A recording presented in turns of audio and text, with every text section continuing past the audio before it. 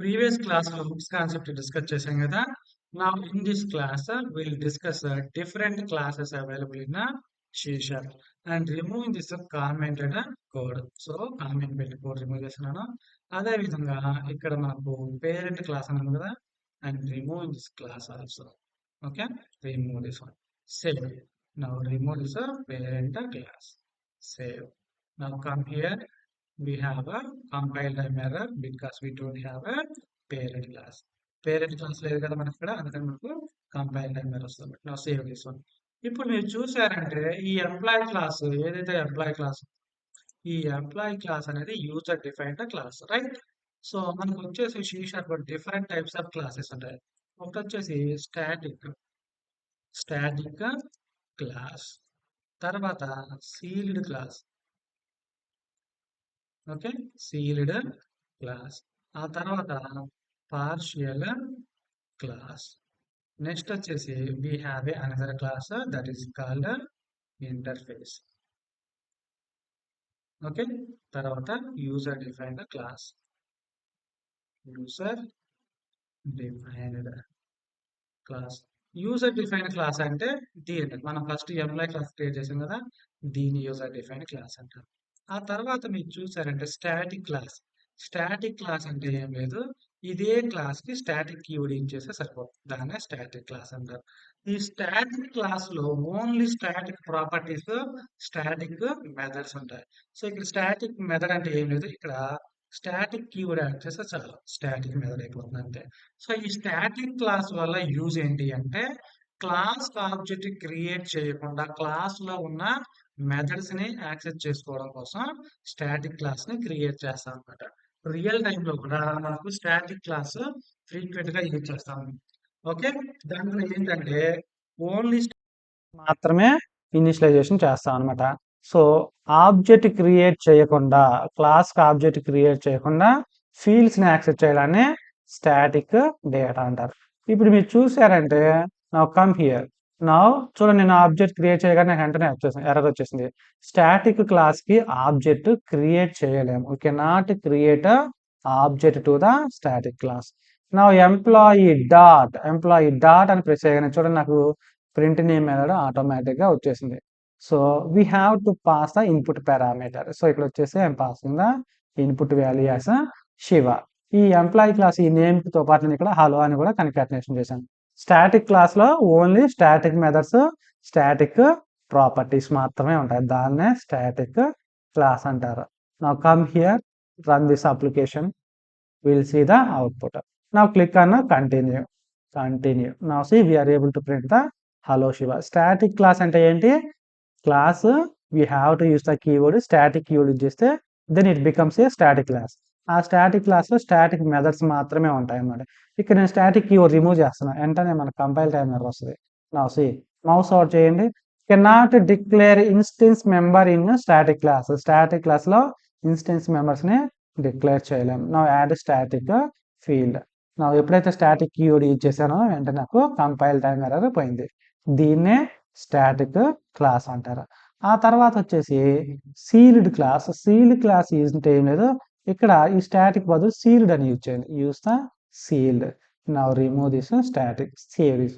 ఈ sealed class వల్ల use ఏంటి అంటే, ఈ క్లాస్ ని వేరే క్లాస్ తో ఇన్హెరిట్ చేసుకోలేము అనమాట.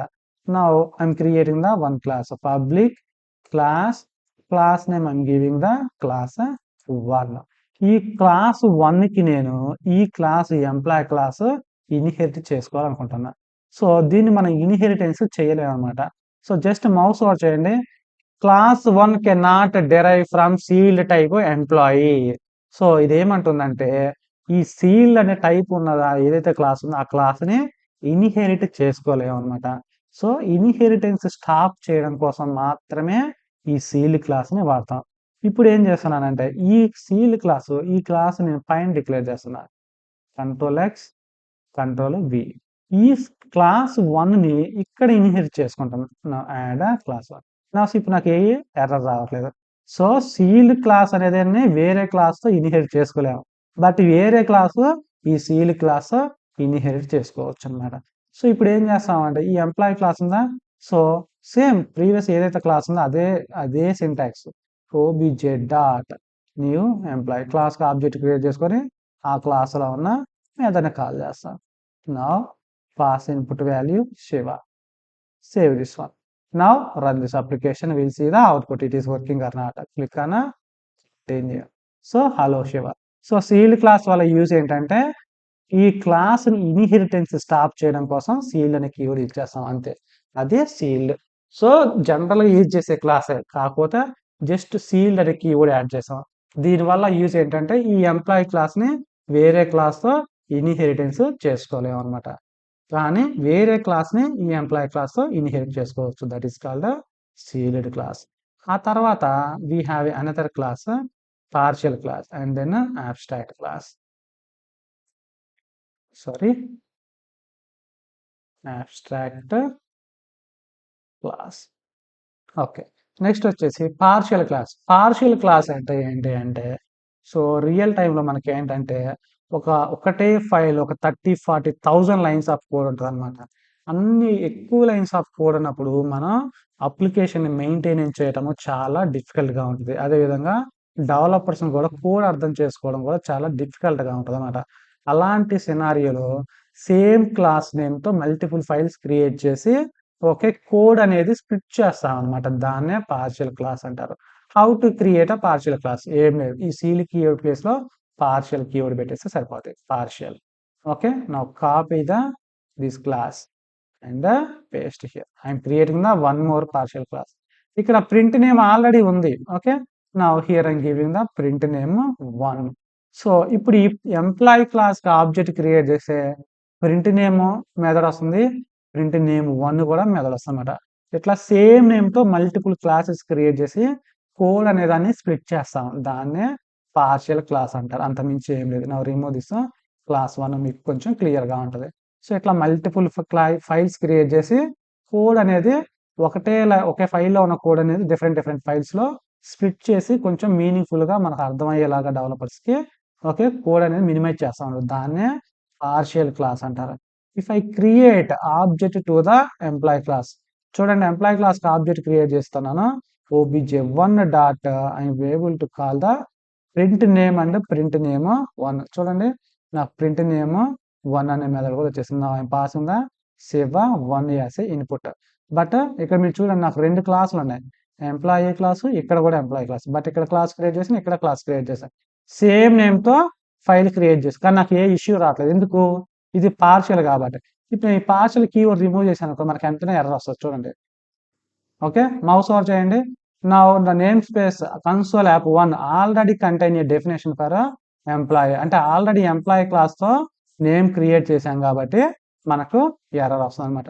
అదే ఇప్పుడు నేను పార్షియల్ అని యాడ్ చేశాను అనుకోండి, ఎప్పుడైతే పార్షియల్ యాడ్ చేశానో నాకు వెంటనే కంపైల్ అయిపోతుంది. సో సేమ్ నేమ్తో మనం మల్టిపుల్ ఫైల్స్ కేవలం పార్షియల్ క్లాస్తో మాత్రమే మనం క్రియేట్ చేయగలుగుతాం. వేరే క్లాస్కి మనం సేమ్ నేమ్తో డూప్లికేట్ క్లాస్ నేమ్స్ని క్రియేట్ చేయలేము అనమాట. ఓకే, నా కమ్ హియర్. ఇప్పుడు చూడండి ఎంప్లాయీ క్లాస్కి ఆబ్జెక్ట్ క్రియేట్ చేసిన నాకు ప్రింట్ నేమ్ మెథడ్ వచ్చేసింది, ప్రింట్ నేమ్ 1 అనే మెథడ్ కూడా వచ్చేసింది. ప్రింట్ నేమ్ వచ్చేసి ఈ క్లాస్లో ఉంది, ప్రింట్ నేమ్ వచ్చేసి ఈ క్లాస్లో ఉంది. బట్ ఒకటే ఆబ్జెక్ట్ క్రియేట్ చేశాం కదా, ఒక ఆబ్జెక్ట్ క్రియేట్ చేసినా సరే నాకు 2 మెథడ్స్ని యాక్సెప్ట్ చేస్తాను. Now run this application, we'll see the output. Now click on continue. Now see Shiva, hello 1. I am able to call the both methods by using the single object. దీన్నే partial class అంటారు అన్నమాట. Okay, next క్లాస్లో wheel discuss the abstract class and interface. Okay, abstract class అంటే ఏంటి, interface అంటే ఏంటి, so next వీడియోలో wheel discuss. Okay friends, thanks for watching the video. Have a nice day.